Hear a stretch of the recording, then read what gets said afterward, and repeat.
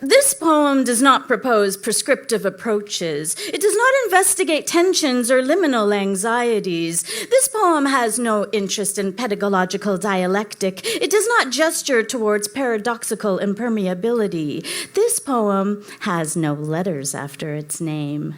This poem came here to party. This poem makes no bones about chewing the fat, swallowing the flavors of common vernacular. This poem is bombastic and didactic. This poem has no idea what a populist lexicon is, and this poem doesn't give a shit. This poem has a mind of its own. This poem is a megaphone for vox populi. This poem knows what it's like to not get the joke, to read between the lines of sideways glances, head-to-toe once-overs, dismissive deductions, the crushing verdict of lack of intellectual worth. This poem never joined a sorority, wasn't hip with the in-crowd, knows what it's like to retire to dark corners with a flashlight and notebook. This poem laughs at its own jokes. This poem knows the sting of a whip of language, knows the echoing sound of tin cup against iron bars. This poem is learning to play the harmonica.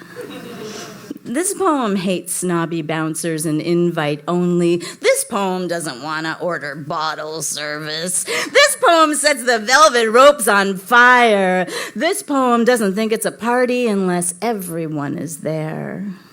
This poem knows how to break dance, how to do the hustle and the jitterbug. This poem knows it don't mean a thing if it ain't got that swang. This poem wants to give you a hug. This poem knows it has to holler to be heard over the din of corporate sponsors. This poem likes to stay up late, sharing the wisdom of elders through the gift of oral culture.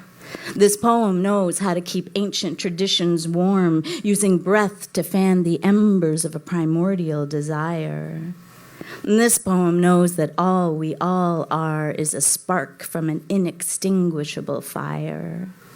This poem is a long-hair draft dodger. This poem is on a mission by any means necessary. This poem could have freed 1,000 slaves from the page if only they had wanted to be free. This poem wants to be the change it wishes to see. This poem has a dream. This poem floats like a butterfly and stings like Allie. This poem always crashes the party.